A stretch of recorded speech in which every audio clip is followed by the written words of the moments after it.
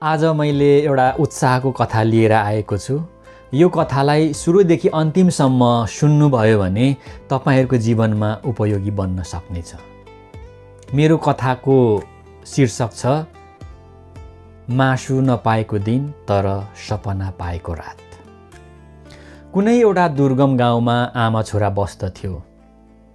आमा 45 वर्षको, छोरा 8 वर्षको र छोराको नाम थियो उत्सव। उत्सव 3 वर्षको हुँदा नै बुवाको मृत्यु भइसकेको थियो। अनि एक्ली आमाले धेरै दुःख गरेर छोरालाई हुर्काइरहनु भएको थियो। छोरा 8 वर्षको हुँदाखेरि आमा साह्रै बिरामी हुनुभयो र एक दिन आमाले छोरालाई बोलाएर भन्नुभयो, छोरा, मलाई साह्रै मासु खानु मन लागेको छ। पर साइला काकाकोमा सुँगुर काट्दैछ अरे, त्यहाँ गएर एक बिसौली लिएर आऊ है। छोराले हुन्छ भनेर मासु लिनु गयो र काकाकोमा पुगेर भन्यो, आमा बिरामी हुनुहुन्छ, तपाईहरुलाई थाहै छ। मासु खानु धेरै मन लागेको छ अरे, मलाई एक बिसौली दिइ पठाउनुहुन्छ अरे भनेर भन्यो। त्यो सुन्ने बित्तिकै काकाले के भन्यो भने, तिमीहरूले मासुको पैसा तिर्नु सक्दैनौ, म तिमीलाई मासु दिदिन। त्यो सुन्ने बित्तिकै उत्सव जुरुक्क उठ्यो र हिँड्यो। घर छेउमा आएर ऊ धेरै बेर रोयो। रोइसकेपछि आमालाई भेट्नु गयो र भन्यो, आमा, म जाँदाखेरि मासु सकिसकेको रहेछ, हामीलाई पुगेन। आमाले भन्नुभयो, ठिकै छ छोरा, कुनै दिन खाउँला। दिनभरि उत्सवको मन बेचैन भयो। घाम डुब्यो। आमाको छेउमा आएर बस्यो, खोले खायो र आमाको बिस्तारमा पल्टियो। उसको मनमा धेरै कुराहरू खेल्न थाल्यो। हामी यति धेरै गरिब, गाउँलेहरूले हामीलाई एक बिसौली मासुमा पनि पत्ताएनन्। अब म राम्रो पढ्छु, अब म एक दिन ठुलो मान्छे बन्छु। साँच्ची नै उसले अठोट गर्यो र उसले जुरुक्क उठेर आमालाई भन्यो, आमा, तपाईँ छिट्टो निको हुनुहोस्। म तपाईलाई यो गाउँमा माग्ने होइन, दिने मान्छे बनाउने छु। अब म राम्रो पढ्छु, अब मेहनत गर्छु। म कुनै दिन सरकारको ठुलो ओहदाको जागिरे बन्छु। आमालाई भन्यो।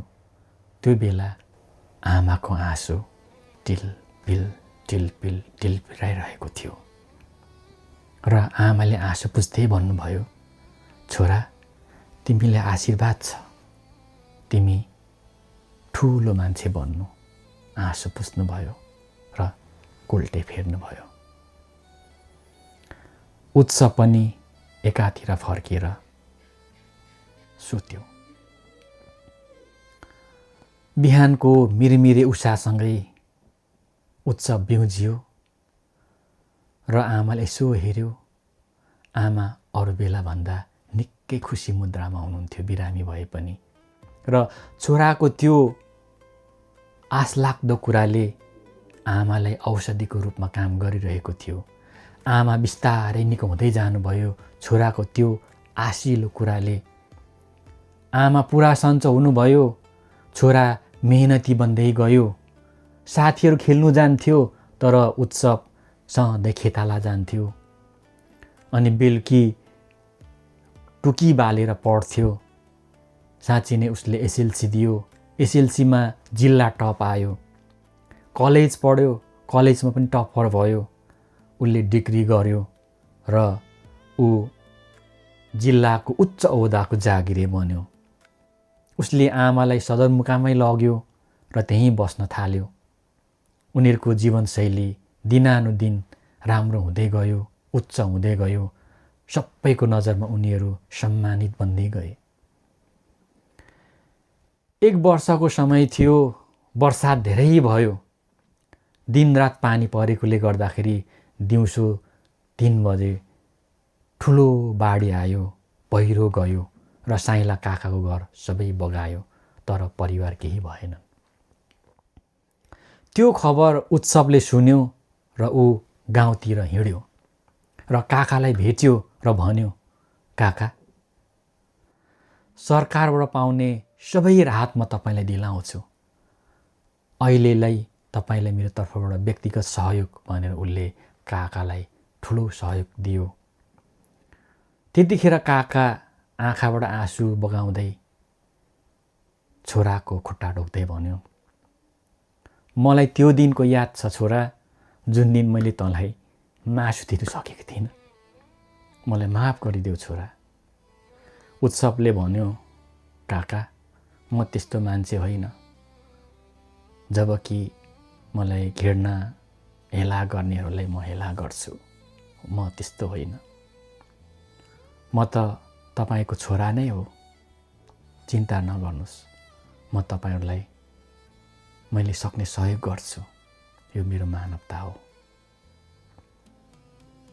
तपाईँहरूले यो कथाबाट पक्कै पनि केही शिक्षा पाउनुभयो होला।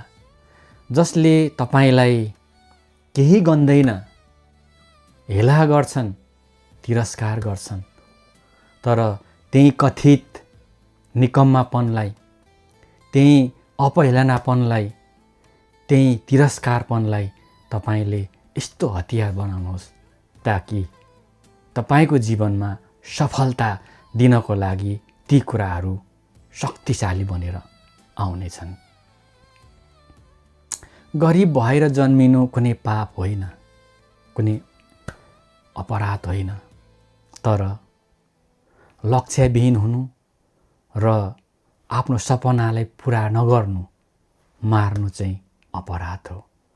त्यसले गर्दा तपाईहरूले पनि असल लक्ष्य लिनुहोस्, तपाईहरूले पनि उत्सव जस्तै लक्ष्य लिनुहोस्, तपाईँको खिदो गर्नेहरूलाई तपाईँहरूले पनि जिउँदै मार्नुहोस्। मेरो कथा कस्तो लाग्यो तपाईँहरूलाई कृपया कमेन्ट गरिदिनुहोस्। यदि तपाईँलाई जीवनमा उपयोगी भयो भने कमेन्टमा जस्ताको जस्तै लेखिदिनुहोस् र आउने दिनहरूमा मैले यस्तै प्रकारका उत्साहपूर्ण कथाहरू, उत्साहपूर्ण कुराहरू तपाईँहरूको माझमा ल्याउन सकौँ। हस्त, नमस्ते।